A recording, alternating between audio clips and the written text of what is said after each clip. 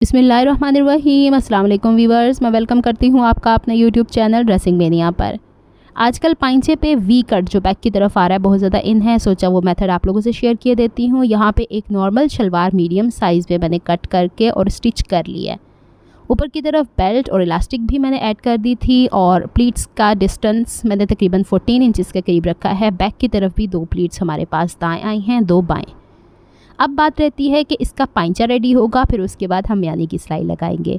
पाइंचा ready करने के लिए ये देखना ज़रूरी है कि हमने किस मेजरमेंट्स के ऊपर इसे कट किया था, ताकि इसके हिसाब से हम इसकी बुकरम की एडजस्टमेंट्स कर सकें। तो पहले इसे मैं डबल फोल्ड कर लेती हूँ और जब मैंने इसे कट किया था तो एग्जैक्ट 9 इंच के ऊपर कट किया था, यानी 9 इंचज़ को जब हम डबल करते हैं तो तकरीबन 18 इंचज़ के करीब आता है। अब हम लोगों ने लेडीज़ फ्यूजिंग ले लेनी, आप चाहें तो जेंट्स फ्यूजिंग के साथ भी ये काम कर सकती हैं, लेकिन लेडीज़ फ्यूजिंग ठीक रहती है, जो नेक लाइन में इस्तेमाल होती है। ज़ीरो की फ्यूजिंग इस्तेमाल नहीं करेंगे। यहाँ पे इसकी हाइट तकरीबन मैंने 11 इंचज़ या 11 इंच के करीब रखी है, ये 2 पाइंचों के लिए। इसे मैंने लंबाई पे डबल फोल्ड कर लिया है और फिर इसे मज़ीद चौड़ाई पे एक दफ़ा फ़ोल्ड करेंगे और फ़ोल्ड करने के बाद इस तरीके से रखेंगे। और जो हमारे पास शलवार की कटिंग टेढ़ी है साइड से, उस हिसाब से हमने बुकरम को भी एग्जैक्ट उसी चौड़ाई के ऊपर कट करना है। तो देखिए, पहले मैंने बुकरम नीचे फ़ोल्ड कर लिया, फिर उसके ऊपर इस तरीके से पाइंचे को रखना है और एग्जैक्ट उसी चौड़ाई के ऊपर आनी चाहिए, कहीं ऐसा ना हो कि बुकरम कहीं से कम हो जाए। तो यहाँ पे मैंने इस तरीके से इसे कट कर लिया है। अब बारी आती है कि हमने पाइंचे की हाइट कितनी रखनी है और इसकी चौड़ाई किस हिसाब से रखनी है, वो मेथड आपसे शेयर किए देती हूँ। तो यहाँ पे पाइंचे की हाइट जो नॉर्मल हम रखते हैं वो मैंने तकरीबन 2 इंच रखी है। 2 मुख्तलिफ जगहों पे मैंने बॉटम की तरफ निशान लगा दिया है और स्केल की मदद से दोनों पॉइंट्स को मिला के यहाँ पे एक स्ट्रेट लाइन ड्रॉ कर देनी है। फिर इसके बाद मैंने देखना है कि अपना पाइंचा मैं कितना रेडी करना चाहती हूँ फ्रंट की तरफ से। तो मैंने तकरीबन 6.5 इंचज़ के करीब यहाँ पे निशान लगाया है। इसके बाद 2.5 के करीब एक्स्ट्रा बच गया है। तो यही 2.5 जो हम लोगों ने नीचे की तरफ निशान लगाया है, तिरछान की तरफ ऊपर भी 2.5 इंचज़ पे यहाँ पे निशान लगाएंगे और ये नीचे वाले निशान को ऊपर तिरछा ले जाके इस तरीके से मिला देना है। यहाँ तक बात क्लियर हो गई। फिर इसके बाद बारी आती है कि जो साइड की तरफ तिकोनपन जा रहा है उसको भी हम लोगों ने उतना ही लेना है जितना हमने बॉटम की तरफ। तो मैंने 2 इंच हाइट रखी है नॉर्मल पाइंचे की, तो यहाँ पे भी तिरछी जगह से 2 इंच ही ऊपर रखूँगी। देखिए निशान कहाँ से कहाँ तक लगेगा ये देख लीजिएगा, जहाँ तक 2 इंच हाइट है पाइंचे की वहाँ तक। अब मैंने इसको कट कर लेना है थोड़ी एहतियात के साथ। इस मेजरमेंट को करते हुए मैंने इस बुकरम को 2-3 दफ़ा गलत निशानात लगा लिए थे, जो ये बुकरम खुलेगा तो आपको नज़र आ जाएंगे। तो मैंने जब इसे रेडी किया तो इसके लिए तो बिल्कुल एग्जैक्ट बिल्कुल ठीक रहा है, लेकिन अगर आप स्मॉल साइज़ पहनना चाहती हैं या एक्स्ट्रा लार्ज पहनना चाहती हैं तो फिर इसके हिसाब से इसमें वेरिएशन आधा इंच की आप कर लीजिएगा। यहाँ पे अब इससे तिरछा थोड़े एहतियात के साथ, क्योंकि दोनों पाइंचों के 4 हिस्से यहाँ पे कट रहे हैं तो बुकरम आगे पीछे हो सकता है। यहाँ तक तो हमारा ये काम क्लियर हो गया। अब यहाँ पे जब आप इसे अनफोल्ड करेंगी तो एक क्रीज़ इस तरीके से मिलेगी, जो कि आपने लेफ़्ट और राइट पाइंचे के लिए सेपरेट करनी है। तो ये 2 पाइंचे आप लोगों के रेडी हो जाते हैं। इसे यहाँ से कट कर दूँगी। फिर इसके बाद इसे जब मैंने पेस्ट करना है एक्चुअल फैब्रिक के ऊपर, तो एक चीज़ का ख्याल रखना है कि शलवार के ऊपर उसकी भी सेंटर क्रीज बनी हो, बुकरम है उसको भी आपने सेंटर करना है, क्योंकि ऐसा पॉसिबल है कि बुकरम चूँकि स्टिफ होता है, फैब्रिक चूँकि सॉफ्ट होता है, तो कमी ज़्यादा बुकरम के अंदर हो सकती है। तो आप लोगों ने निशान लगाने हैं और जिस तरीके से हम आम बुकरम पाइंचे के लिए पेस्ट करते हैं, 1/2 इंच का मार्जिन ऊपर की तरफ रख के वहाँ पर आपने सेंटर से इसे पहले एक तरफ पेस्ट कर लेना है, फिर सेंटर से दूसरी तरफ पेस्ट कर लेना है। लेडीज़ फ्यूजिंग है, थोड़ी एहतियात के साथ काम कीजिएगा। जेंट्स फ्यूजिंग इतनी जल्दी इस तरीके की मदद से मेल्ट नहीं होती है, ये थोड़ी सी जल्दी इधर उधर खिसक जाया करती है। तो ये थोड़ी सी एहतियात करनी है। मैंने सारी चीज़ें आप लोगों से शेयर कर दी हैं। पहले सेंटर से आप इसे थोड़ा सा पेस्ट कर लीजिएगा, फिर साइड की तरफ जाइएगा, फिर दूसरी तरफ। अब बारी आती है इसके ऊपर हमने पाइंचा कैसे रेडी करना है। तो अब चूँकि ये बड़े अर्ज के कपड़े से शलवार मैंने रेडी किया है, साइड से जो हमारे पास कपड़ा बचता है बेल्ट के लिए, उसके साथ से कपड़ा बच गया था मेरे पास। तो आपने कपड़ा यहाँ तक लंबाई में लेना है और फिर सीधी साइड पे रखने के बाद यहाँ पे हमने बुकरम से थोड़ा सा हट के साइड के ऊपर सिलाई लगानी है।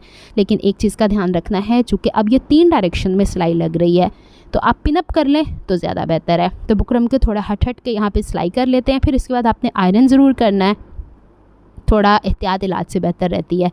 तो देखिए बैक साइड से फ्रंट साइड से मैंने आपको दिखा दिया।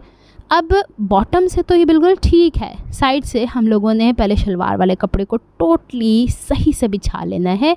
फिर इसके बाद ये वाला हिस्सा सिलाई का मार्जिन छोड़ने के बाद जो एक्स्ट्रा कपड़ा नीचे की तरफ है उसे अकॉर्डिंग टू शेप कट कर लेना है, जो कि हमारे पास सलवार की तिरछान आ रही होती है।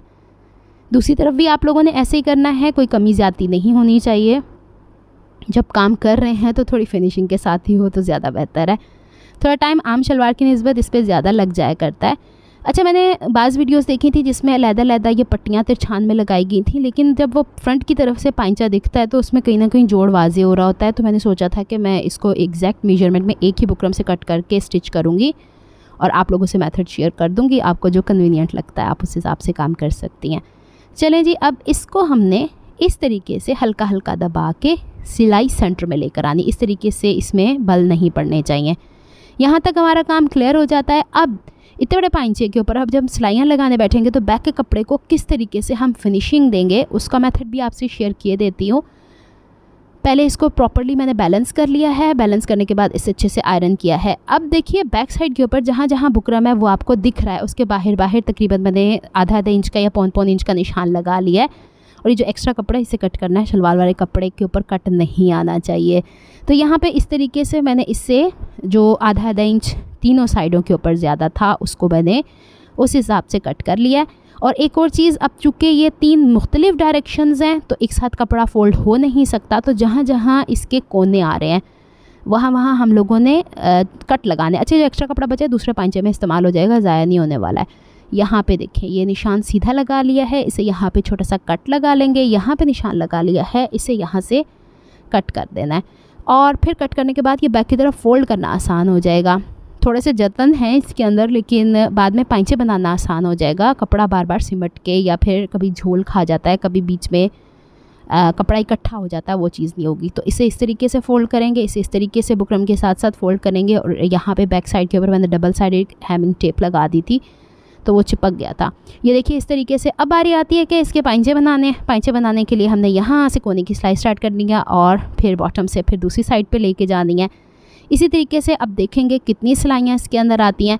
एक चीज़ का जो मैंने यहाँ पे दिखाना ज़रूरी समझा कि जहाँ पे नोक आती है वहाँ पे नीडल अंदर की तरफ रख के प्रेशर फुट उठा के दूसरी तरफ जाया करें, गोल घुमा के नहीं आना। ये देखें एक के बाद एक पांचा हम जैसे नॉर्मल शलवार का रेडी करते हैं वैसे ही करेंगे। रास्ते में जो धागे आते हैं ज़रूर निकाल दिया करें, वरना मशीन की एज ख़राब हो जाती है। और फिर हाफ वुड के गैप से हम सिलाइयाँ लगाते चले जाएंगे। अच्छा जी, ये हमारे पास रेडी हो गया है। पांचे से दोबारा से मैंने आयरन किया है। आयरन करने के बाद देख लीजिए तकरीबन 8 सिलाइयाँ इसके ऊपर आई हैं। अब इसे जब हम यूँ फोल्ड करेंगे कहीं ना कहीं कपड़ा है, बुकरम है, हल्का फुल्का सा तो फ़र्क आएगा ही। तो आपने नीचे वाले कोने जो है जहाँ से ट्रायंगल शुरू हो रहा है वहाँ से आपने बैलेंस करना है। आसन का निशान यहाँ पे लगाना है अपने हिसाब से। मैं तकरीबन 15 इंच रखती हूँ। और यहाँ जहाँ हाइट है ना मेरे पास 2 इंच की, वहाँ से मैंने तकरीबन 9 इंच पांचा यहाँ से 9 इंच के करीब मेजर किया था। थोड़ा ज़्यादा यहाँ से आ रहा है तो हम यहाँ निशान लगा लेंगे। यहाँ से सिलाई लगाते हुए ऊपर की तरफ जाएंगे और आसन के से सिलाई लगाते हुए दूसरी तरफ जाएंगे। 9 साढ़े 9 इंच जितना आप रख सकते हैं, दोनों मेजर कर लीजिएगा। पांचे एक जब बना लेती हैं तो दूसरा उस हिसाब से मेजर कर लें, थोड़ी बहुत कमी ज़्यादती हो जाया करती है। आसन से बॉटम तक इस तरीके से निशान लगा लेंगे और फिर ये सीधे ही निशान लगाया करते हैं। इसमें गुलाई शेप ना दें तो ज़्यादा बेहतर है। अच्छा जी, इसको अब हम यहाँ से सिलाई लगा लेते हैं और यहाँ ले जाके दूसरी तरफ इसे वाइंड अप करते हैं। फिर मैं इस्त्री करके इसे दिखाती हूँ। अगर आपको मेरी एफर्ट्स पसंद आती हैं तो please like my video, subscribe to my channel, hit on the notification bell for more updates. ये टसल बनाने का तरीका भी ऑलरेडी मैं सिखा चुकी हूँ। उम्मीद करती हूँ आपको ये मेथड अच्छा लगा होगा। अगर ज़्यादा वी डीप चाहती हैं तो 2.5 के बजाय आप इससे ज़्यादा 3x3 भी कर सकती हैं। मेरे ख्याल में इतना काफ़ी है।